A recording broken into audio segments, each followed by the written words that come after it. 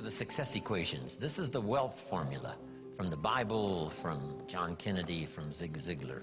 Now, make these notes. In the journey of personal development, one of the first things to learn is the lesson of the season. Let me cover as much of this as I can before we take our first break for the day. The lesson of the seasons. For your notes, life and business is like the changing season. One of the best ways to illustrate what's happening in your business, what's happening in your life, is this illustration of the changing season. Frank Sinatra used to sing, life is like the seasons. Now here's what's next. You cannot change the seasons. One of the things to, come to grips with is what you can change and what you cannot change. You cannot change the seasons, but here's the next phrase, but you can change yourself. Therein lies the chance to live an extraordinary life. Learning to change yourself. In an economic sense, my mentor put it this way. To climb the ladder of success as high as you wish to climb, here's the key. Work harder on yourself than you do on your job. Work harder on yourself than you do on your job. He said if you work hard on your job, you can make a living, which is fine. But if you work hard on yourself, you could make a fortune, which is super fine. Then let's put it in philosophical language. Two things on economics philosophically. Here's the first one I learned. Your income is primarily determined by your philosophy. I didn't learn that until I was 25 years old. They never taught it in high school. I went to college one year and never heard it.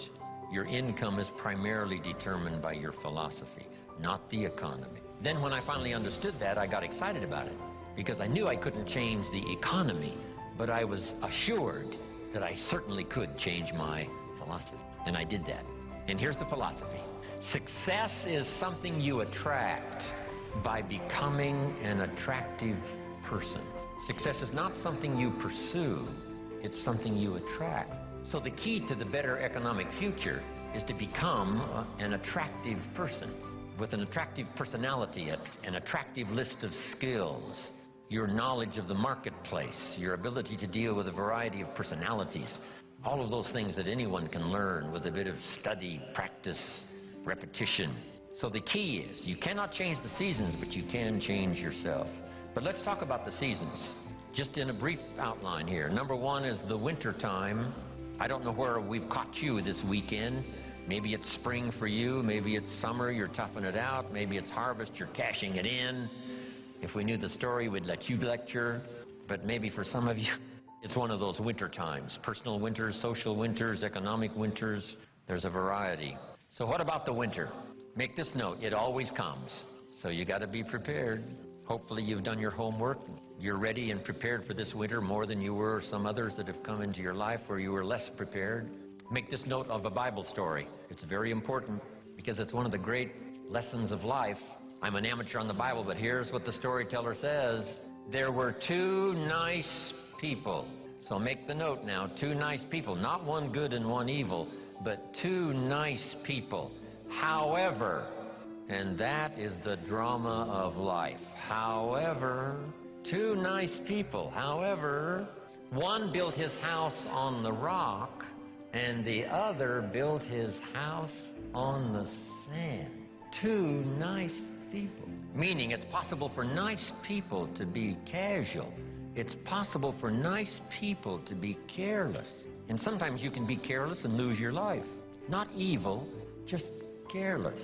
In Los Angeles now, when the light turns green, if you're in your car and you're there at the intersection and the light turns green, you better not go for 2 or 3 seconds, waiting for the maniacs that are running the red light, crossing in front of you, even though the light is green. That little extra bit of caution, rather than being aggressive, little bit of caution could very well save your life. Here's a father who loves his family. He's an honorable citizen. He makes good money. He contributes to the community, his church. He's a good man. But this morning he's in a hurry in Los Angeles, late for an appointment, and he's pushing it with his automobile. He comes to the intersection and the light turns red, and a little voice in his head says, "Go ahead, you're late. You can make it." And now he's dead. You don't have to go to Iraq to lose your life. You don't have to be evil to lose your life. All you have to be is a little careless at an unfortunate moment. So the key is to be not overcautious, but to be cautious. Don't build your house on the sand. Now add this note now. We're all tempted. When I was growing up, there was a cartoon of a little boy, and it showed this little boy with a little devil on one shoulder and a little angel on the other shoulder, both whispering in his ear. And the little devil said, "Go ahead and do it, it'll be okay." And the little angel says, "No, no, no, no, no, no, it won't be okay." "Yes, go ahead and do it." "No, no, no." How often does that occur for all of us? Every day. Go through the red light, it'll be okay. We must beware, okay?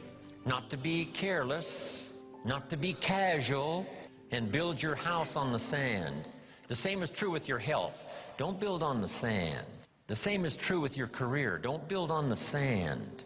The same is true of being in business. Don't build on the sand. Build on the rock. Because even nice people can make careless decisions, casual decisions that accumulate over a period of time. And those could be the winter. Now here's the note to make. Some winters are of your own making, and some are not. Some are just the winter experiences. Maybe the whole country goes through it. It was a long time of winter for the Russians who lived through the communist system for about 80 years. Long winter of political despair, lack of freedom. But what's the key to the winter? Here it is in simple language. Hang in there. I mean, you know, winters don't last forever. Some are difficult and some are easy, but they never last forever. The night always comes after the day, but it doesn't last forever, just a few more hours. And if you hang in there, say your prayers, gather a little strength, you can make it through the winter and the night. So winter time. Here's the next season now, the season of spring. Make this note. My definition of spring, opportunity. Spring is not a guarantee that you're going to have a harvest, but it's the opportunity to plant one. It's not a guarantee that things are going to go well and you will accumulate what you need, but it is an opportunity to do so. Springtime is opportunity. Now, it's usually a very short season, especially where I was raised in farm country, Idaho. So here's what you must do with opportunity. Seize it quickly. Don't let it just come and go. When the window of opportunity is open, to borrow a little space language, when they get ready to shoot the rockets or off into outer space, there's a window, they call it, of opportunity to go, not go, when the weather's right and whatever. But if you wait a little too long, the window closes, and it takes a while for it to open back up. So this is the key. Take advantage of the spring, such a short season. In some places, they got those big tractors with the lights on them going around the clock in the short season of spring to make sure that the seeds are planted. Take advantage of opportunity. Take advantage of opportunity to meet someone who could be a colleague for your future career. Take advantage of the day when it arrives, because the day will soon finish. Take advantage of the year, because it will soon close. Take advantage. Now here's the next season. One of the greatest illustrations of life is in the third season, called the season of summer. And here it is in simple capsule form. In the summer, you must do two major things. Here they are for your notes. Number one, nourish and give life like a mother. Nourish and give life like a mother. Next, protect and defend like a father. This is called the work of summer. Give life like a mother. Take life like a father. Love like a mother. Hate like a father. Any father would say to whatever threatens his family, take two more steps toward this family, you'll cease to exist. I'm father. I protect, I kill if necessary. So you've got to nourish your garden, and then you've got to protect it by fighting the weeds and the bugs that are out to destroy it. As soon as you've planted, the busy bugs and the noxious weeds are out to take it. Now put this line in your notes, and they will take it unless you are extremely father-like and vigorous. You have to develop a hatred for evil. The old prophet said, love good and hate evil, because those twin forces are at work always. Even in the beginning of the beginnings, Lucifer, according to the storyteller, tried to take over God's throne, didn't succeed, and so began the story of the creator and the spoiler. And so exists for all of us this great drama of the ability to create, but the destroyer not too far away.